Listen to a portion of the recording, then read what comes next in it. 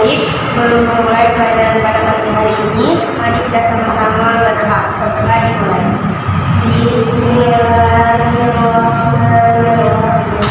Allahumma inna nas'aluka an tusalli wa tusallim ala sayyidina Muhammadin wa ala sa'iril anbiya'i wal mursalin wa ala alihi wa sahbihi ajma'in wa amin lahum wa khairan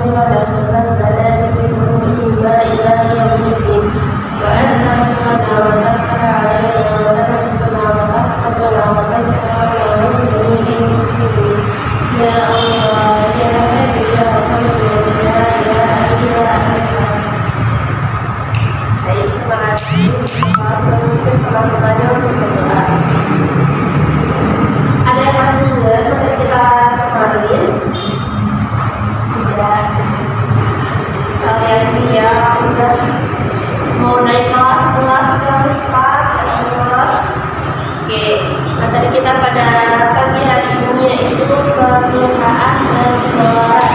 Di sini Ibu akan menjelaskan hal yang dulu apa itu permintaan. Sebetulnya ada yang tahu di sini apa itu permintaan? Tidak tahu. Oke, mau menjelaskan apa itu permintaan?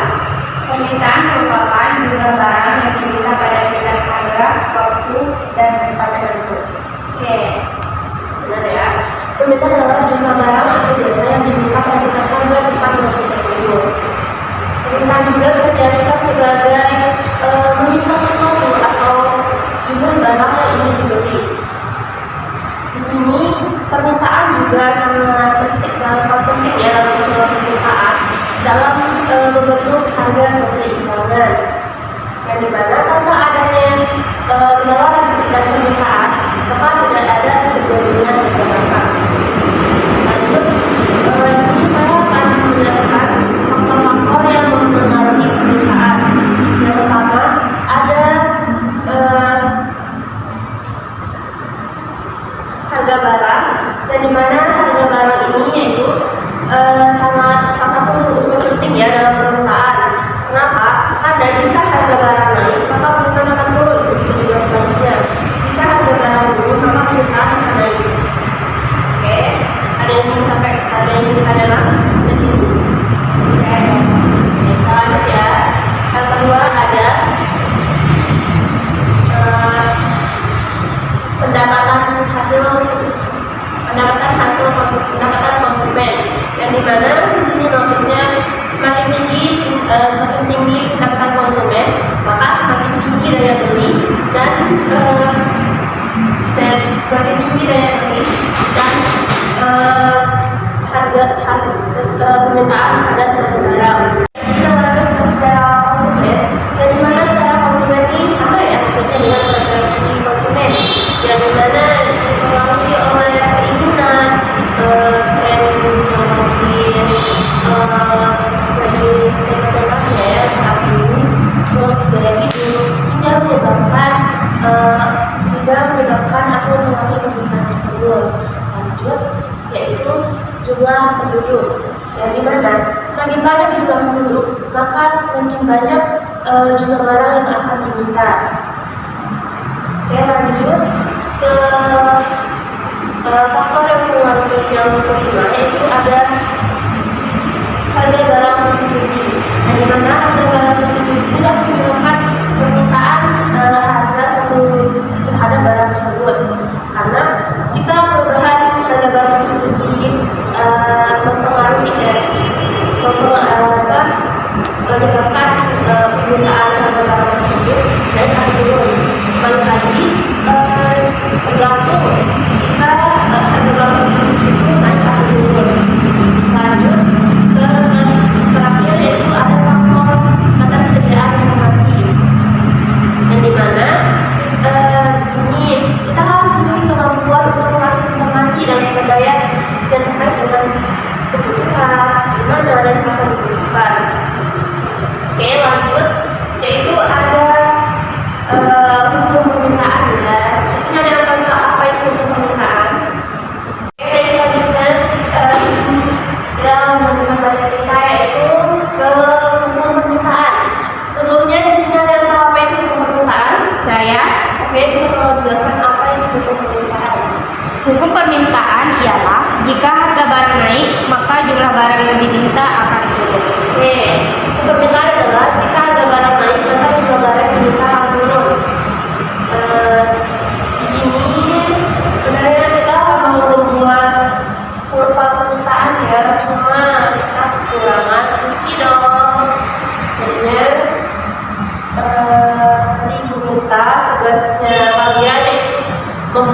berupa buku permintaan. Oke?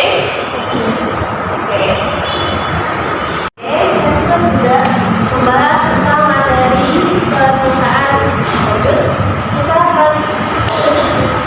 lanjut ke materi penawaran. Sebelumnya di sini teman-teman ada tahu apa itu penawaran? Tidak tahu Bu, apa itu ya? Penawaran adalah jumlah barang atau jasa yang ditawarkan pada harga tertentu. Baik, lanjut kita akan membahas tentang faktor yang mempengaruhi penawaran. Ada tahu apa saja itu? Oke, sebelum kita lanjut, kayaknya teman-teman udah pada buku ya. Kayaknya kita bakal ngelakuin, kayaknya kita memperkasih kepala ya, buat kita bisa balik ceria lagi, balik semangat lagi. Di sini buat berdiri ya sebelumnya. Berdiri. Di sini teman-teman udah tahu kan tepuk semangat? Tidak. Oke, saya contohkan ya, tepuk semangat. Tepuk semangat. Semangat. Gitu ya. Oke, di sini kita mulai. Tepuk semangat.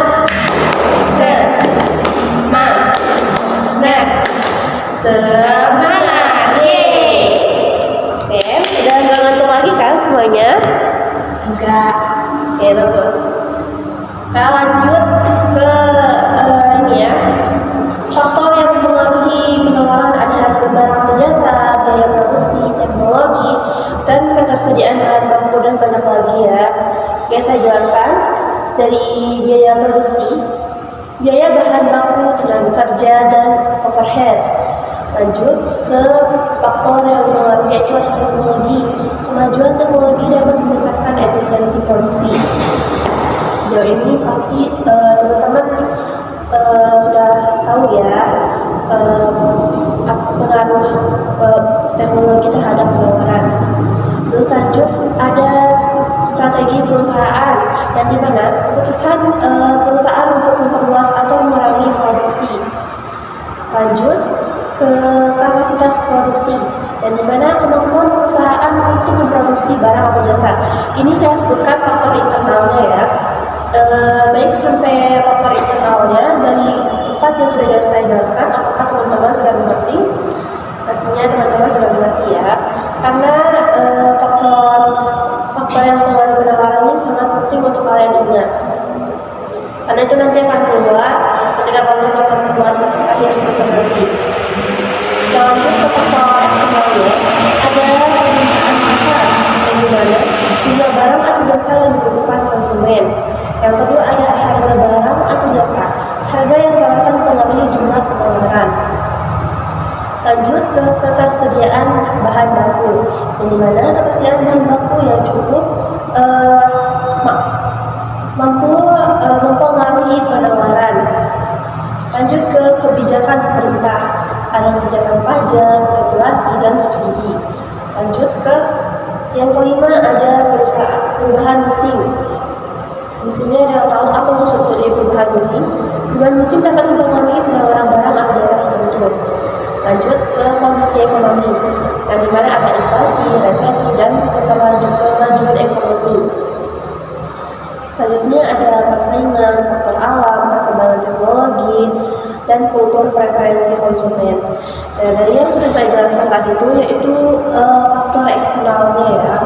Di sini teman-teman bisa mencari atau mempelajarinya lebih luas lagi. Kalian bisa mencarinya di Google atau mencarinya di buku ekonomi kelas 10, 11, 12. Karena pelajaran ini tidak bisa jauh-jauh ya dari karena pemintaan penawaran itu tidak bisa jauh dari ekonomi. Karena dari kelas 10 sampai kelas 12 kita sudah mempelajari apa itu permintaan, penawaran, apa yang menyebabkannya, apa yang mempengaruhinya. Ke keseimbangan pasar, yang dimana keseimbangan pasar yaitu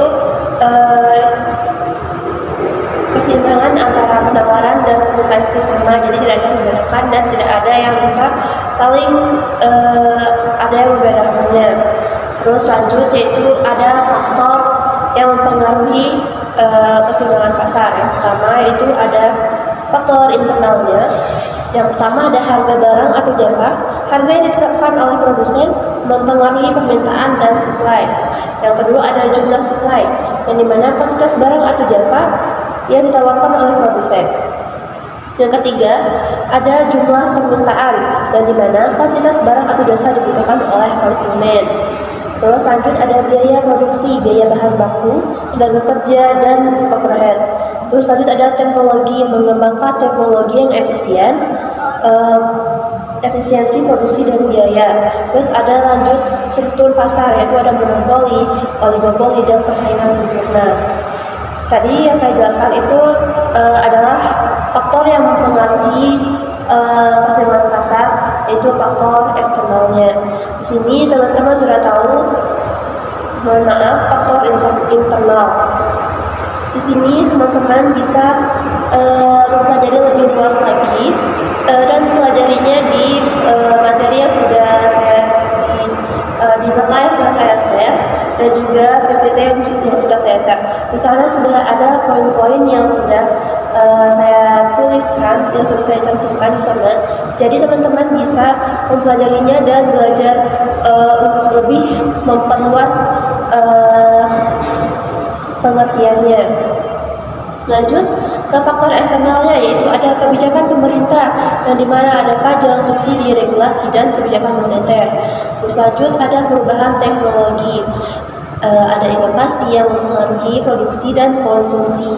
Yang ketiga ada perubahan selera konsumen, yang dimana preferensi dan kebutuhan konsumen.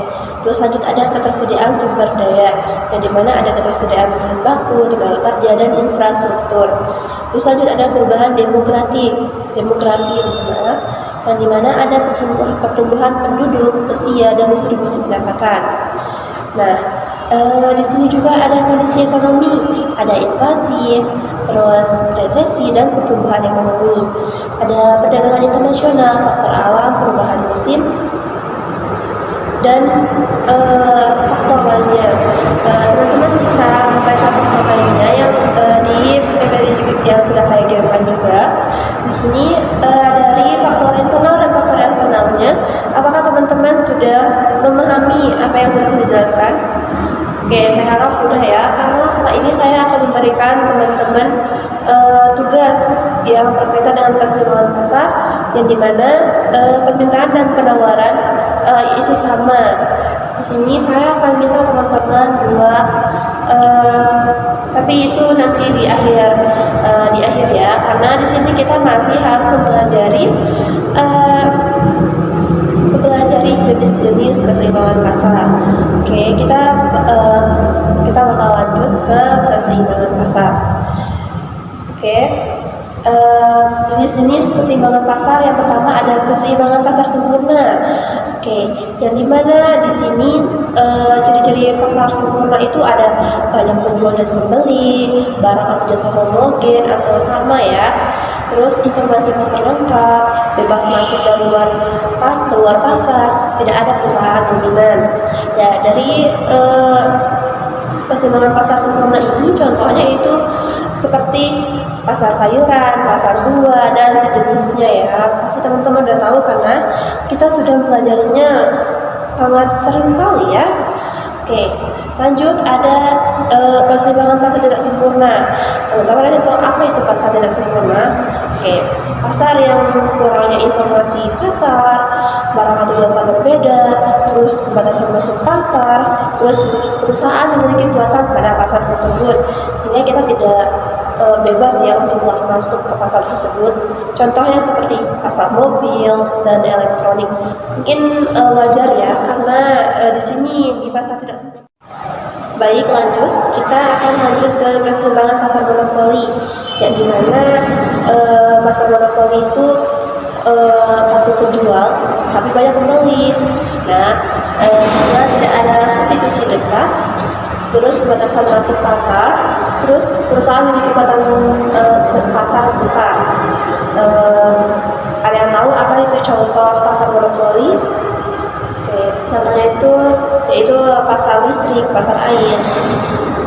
Jadi di sini pantas ya di sini mengatakan satu penjual banyak pembeli. Kita lanjut ke keseluruhan pasar oligopoli. Tidak jauh beda dengan monopoli. Di sini pasar oligopoli yaitu beberapa penjual dan tapi banyak pembeli. Nah, terus barang atau jasa homogen atau berbeda. Sedangkan tadi jika di keseluruhan pasar sempurna itu sama, tetapi kalau di oligopoli barang atau jasa homogennya itu berbeda. Nah, terus yang ketiga itu ada interdependensi antar perusahaan. Terus pembatasan masuk pasar. Di sini berarti keseluruhan pasar oligopoli. Di sini kita terbatas ya untuk masuknya. Contoh pasar oligopoli yaitu pasar telekomunikasi dan pasar bank. Oke, di sini dari keseluruhan pasar oligopoli ini karena jumlah beberapa penjual yang membeli karena wajar ya. Di sini tuh adalah pasar bank. Nah, lanjut di keseimbangan pasar monopolistik, dan di mana ciri-cirinya itu banyak penjual, banyak pembeli, barang atau jasa berbeda, terus perusahaan memiliki ukuran pasar terbatas. Terus pembatasan masuk pasar. Berarti di sini maksudnya perusahaan itu memiliki kekuasaan pasar ya, kekuatan pasar terbatas dan keluar masuknya juga dibatasi. Contohnya yaitu pasar restoran, dan juga ada pasar hotel ya. Oke, dari lanjut keseimbangan pasar persaingan monopolistik. Pasar persaingan monopolistik tadi itu keseimbangan pasar monopolistik, dan sekarang itu keseimbangan pasar persaingan monopolistik. Nah, di mana yang ciri-cirinya itu banyak penjual, banyak pembeli, barang atau jasa berbeda, terus perusahaan memiliki kekuatan pasar, terus pembatasan masuk pasar. Contohnya itu pasar mobil dan pasar elektronik. Lanjut ke faktor yang mengenai jenis keseimbangan pasar. Nah, yang pertama itu jumlah penjual dan pembeli, terus jenis barang atau jasa, terus informasi pasar, informasi pasar, dan kekuatan pasar perusahaan. Dari jenis yang sudah saya sebutkan tadi, teman-teman bisa mempelajarinya di PPT yang sudah saya kirim dan makalah yang sudah saya share di grup ya. Nanti teman-teman tinggal mencarinya lalu mensearchingnya di Google. Lanjut, di sini saya akan berikan teman-teman tugas. Yang pertama yaitu membuat kurva permintaan dan kurva penawaran serta hukumnya. Terus lanjut berikan saya contoh masing-masing dari jenis permintaan, penawaran, dan juga pasar. Dan juga yang terakhir yaitu jelaskan secara rinci faktor yang mempengaruhi permintaan, penawaran, dan keseimbangan pasar. Dan sudah saya jelaskan tadi, mungkin teman-teman ada yang masih ingat apa yang sudah saya bilang. Jadi itu tugas kalian dan bisa kalian buat dari sekarang dan dikumpulkan nanti. Baik, mungkin itu saja. Sekian, assalamualaikum warahmatullahi wabarakatuh.